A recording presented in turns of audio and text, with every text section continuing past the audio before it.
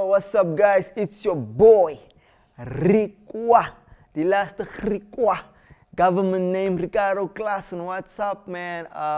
Yeah, SAFTA winner, best director for a soapy called Skim Sam. You know what I'm saying? So yeah, big things coming, man. Watch this space. I've worked on a lot of reality shows. I've worked on a lot of corporate stuff. Yeah, I did everything, you know what I'm saying? I've produced my own movie, The Hustle. You can check it out, man. Just Google The Hustle. Yeah, I've been a producer. So the sky's the limit for me, man. The next one when I'm gonna sit down is gonna be an Oscar. Oscar, best director for winning an Oscar. Come on now. Yeah, guys, so the sky's the limit, man. And I know that you guys are gonna achieve great things, man. So salute.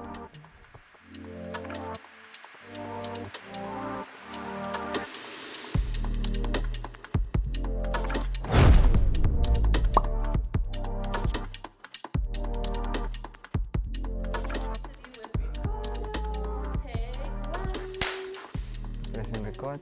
So no, it's already recording. Okay, Go cool. back so you can walk into the shots. What's up, guys? Let's do this, man. Uncut, man. Let's go, guys. What's up, guys, man? My name is Ricardo Klassen, aka Rikwa, all the way from the south of Joburg. I was born in Grasmere, a one-room house. My mom gave birth to me with the footsie doctors. And then, yeah, we moved to Ennerdale, which is kind of the same thing, Ennerdale and Grasmere. So, yeah, I grew up in Ennerdale. By the age of 13 already, I joined a gang called Outlaws, and that's where I got the name Rikwa. So for some funny reason, the boss leader, the gang leader was like, yeah, you Rikwa, you know. So, yeah, that name stuck with me, you know what I'm saying? So I grew up in Extension 1, Ennerdale Varkyard. Like I said, Varkyard is where its translation in English, Pigs Town. So basically where pigs live, you know. It was one of the most dangerous places in Ennerdale, probably still is. So yeah, I did everything concerning being part of a gang. Yeah, I did everything, you know. And then I think when my mom bought my dad a camera, that's when everything changed. So on his 40th birthday, she bought him a camera, and then I got hold of it and I could never put the camera down. So I started shooting everybody's functions in our street, and I started shooting the family stuff, you know. So I was the guy. I was your camera. I was the guy they would hire, you know what I'm saying, before it was even a thing. So I think where my mom saw that there was some potential in me is when I started shooting establishers, and I would do a voiceovers using a magazine. So I would shoot a matric dance, and then I would take a magazine. This is like 13, 14 years old, and I would shoot the establisher. I would shoot the establishing shots for the matric dance, and people went crazy, you know what I'm saying? And because at the same time I was also doing my dealings with the gang, my family decided, you know, it's time for us to move. So we moved to the north of Joburg, and that's where I got opportunity to meet some creative people, you know. One of the guys I met was Bongani Fasi. And Bongani Fasi was like, yo, what you gonna do with your life, you know? And all I knew was like, yo, was my hood, you know, and belonging to a gang. And he inspired me, you know, to see my potential, my talent, and I started doing music with him. And then I started finding again the interest of television. And one of my friends was like, yo, there's a school called Boston Media House, you should check it out, you know. And because we didn't have financial aid for me to go and study, I went to get a student loan because I knew that I would have the capabilities of making it in the industry, and my mom also believed in me. And we got a student loan here in the north, and then I came to Boston Media. I was first year student, and man, I'm telling you, not even 6 months later, I was rolling with the third year students, you know. And then once they saw the potential in me, I think Rika was one of the ladies that saw a lot of potential in me. She was the journalist. She was my journalist lecturer. And because I wasn't strong in writing, she encouraged me to shoot all my projects. So I was the only learner that was shooting all the journalists' interviews or projects, So shout outs to Karika, man. Yeah, she believed in me, honestly. Yeah, she allowed me to express myself, the best way I could express myself. Karika was one of the people that didn't care what color you are. She didn't care what language or where you're from. All she wanted is the best for each and every student, and I was one of those students. And so every time she would give us an assignment, I would go and shoot it, and then so everybody's now reading their assignments or they're handing it in. So I would come with a big TV. I would roll the TV in, plug in my camera, and then I'll play my assignment, and everybody would be like, dog, you weird. I'm saying, you're the only person that's shooting each and every project you get, whether it's marketing, whatever. I would shoot it with my dad's camera, And she believed in me, man. And Boston Media House was a place where I started working when I was in my second year. I started working and I started doing, and I was still a student at Boston, So Boston always gave me that opportunity to spread my wings, Johan, I think Johan was my lecturer. So projects that he was on, he would take me with him. So when I got to second year again, I started lecturing kinda the third years, especially with editing concern, because I was on flames when it came to video editing.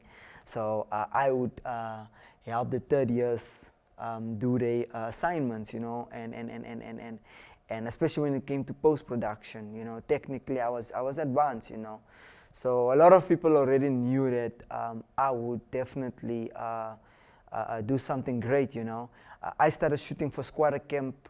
I started shooting their music videos. Shout out to Slicker, shout out to RJ Benjamin.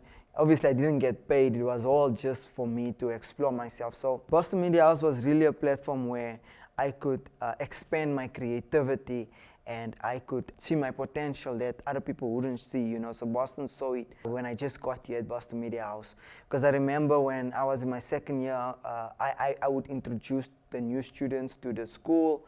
They definitely believed in me from the word go. So I truly appreciate Boston Media House, especially Karika, especially Johan, and I can't remember who was the principal, but he did a military style. We had a military style principal before Karika, but yeah, man, it's just been a blessing at Boston Media House. I got a SAFTA, I got a SAFTA. I don't know if I'm the first video student to get a SAFTA, but yeah, it feels good, man. One of the things that Boston Media House has helped me with is not to waste time management. Time management is very important in our industry.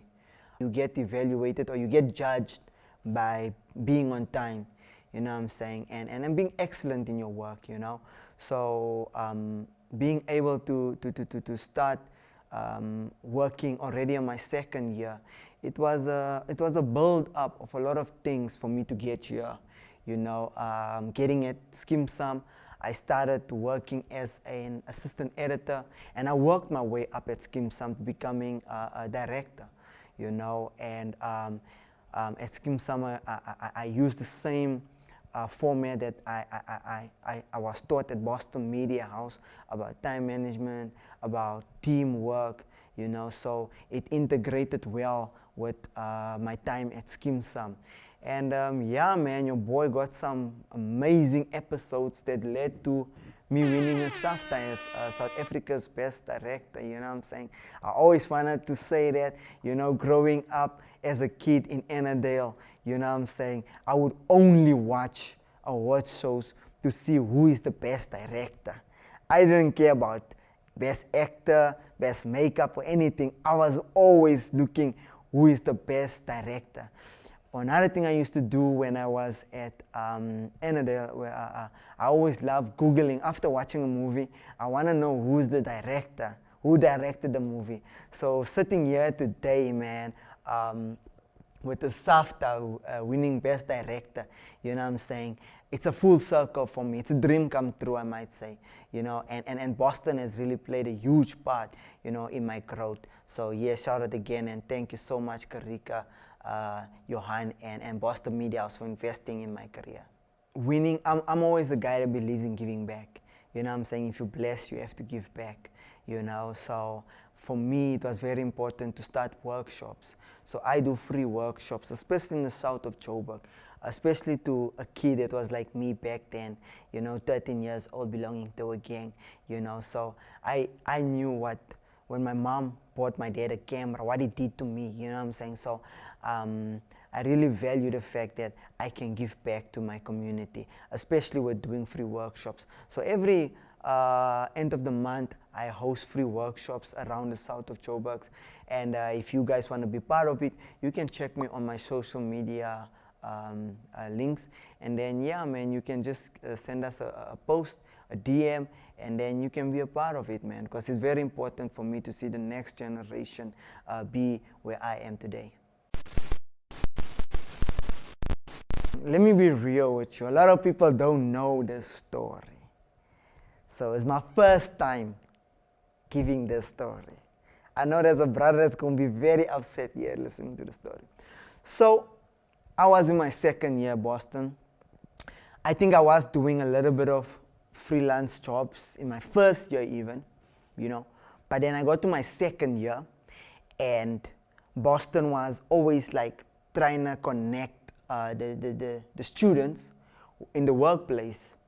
So there was this boy, we were just talking, and he was telling me that Boston connected him to a company called, I can't remember the company, but the company is in Edenvale. So he told me about the gig that Boston Media connected him with. So I asked him, so what time are you going to the interview? So he said the interview is 11 o'clock. So,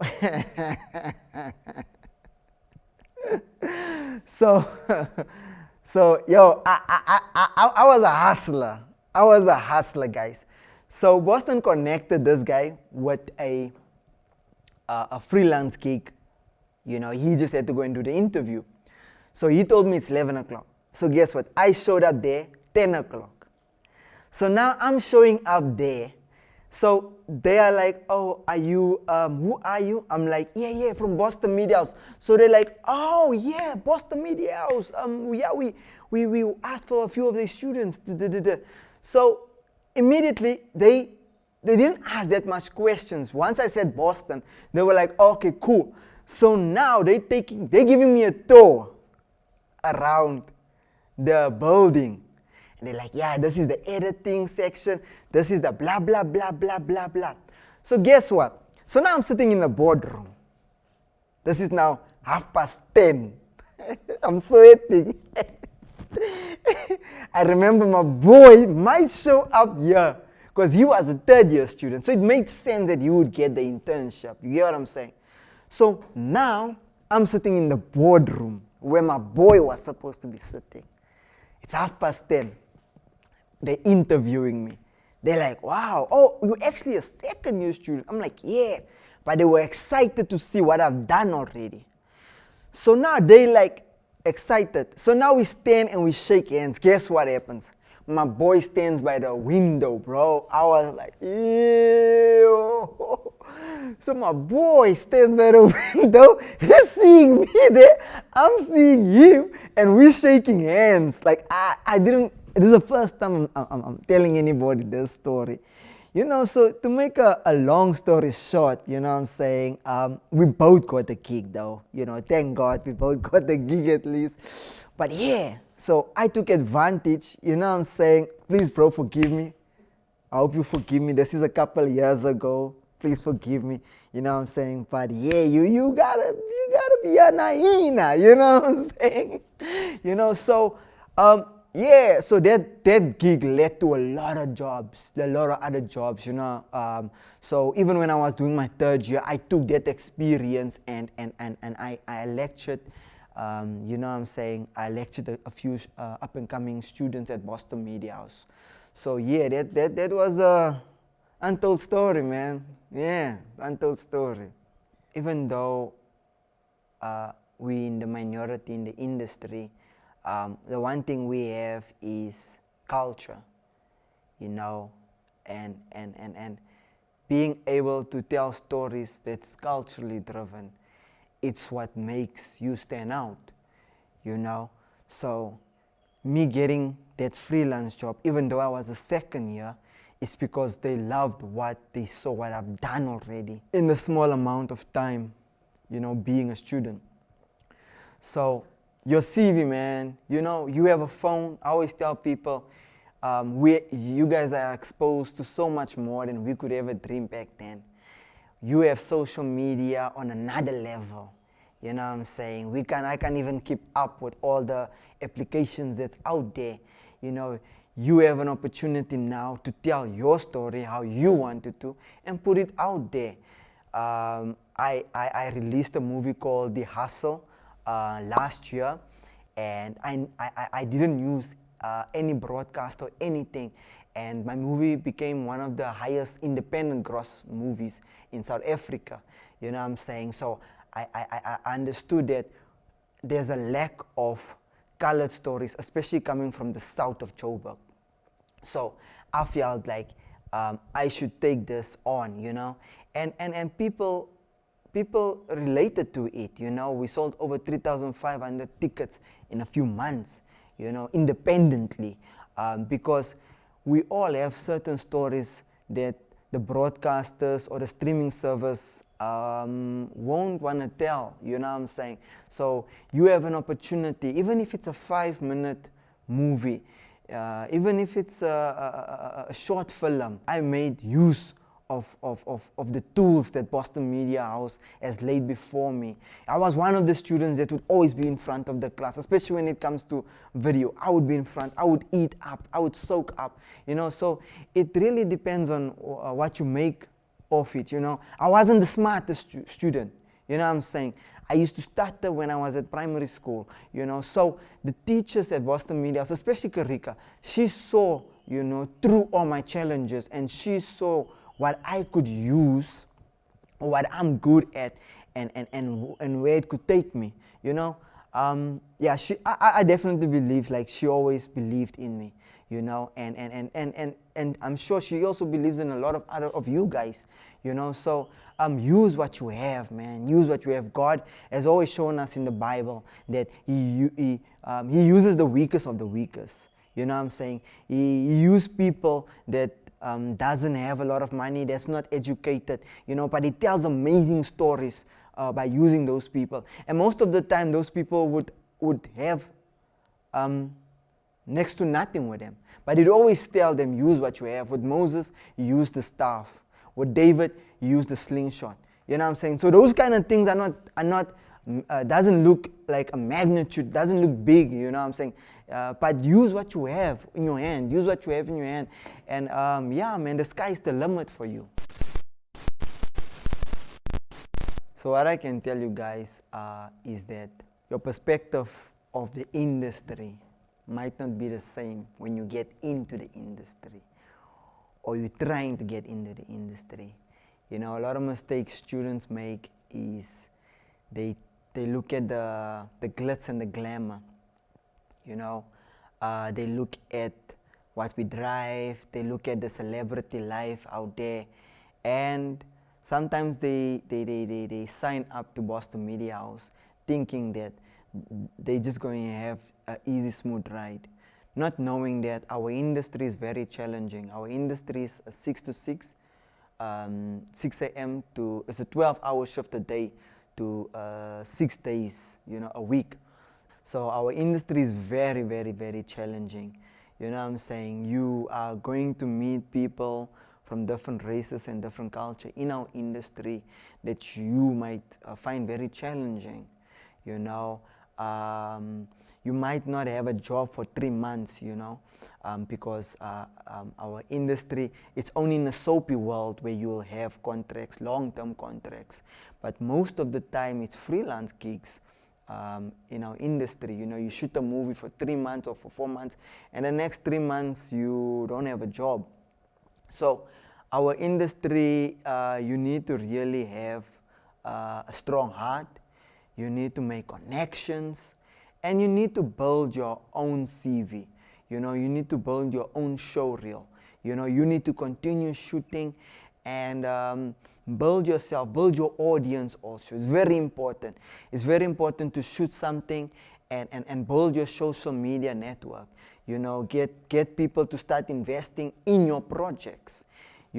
So you don't need to apply even, because a producer or a line producer is going to see your work on social media, or is going to see your work when you premiere it, wherever you're going to premiere it, and they're going to be interested in you. So you have to use what you have, all the resources you have at Boston Media House. You need to dig deep. You need to think out of the box, and you mustn't do what you see, especially from the Americans' perspective. You have to be unique, and you have to be creative in your own style. We have so many ways of telling stories with AI now. You can do a pitch deck now. You can ask AI to help you do a pitch deck, so you can pitch your movies to all these broadcasters. But it depends all on you. You have to take that first step. And understanding and have a game plan. After Boston, how you're going to do it, what you're going to do, who you want to do. Set those goals. It's very important for you to set goals. And even if you achieve 50% of your goals, you are going somewhere. And don't be too hard on yourself. Don't be too hard on yourself. There's people in the industry that's also struggling. That's been in the industry for years, that's also still struggling. But just believe in yourself, and then know that anything is possible, man. God bless you guys.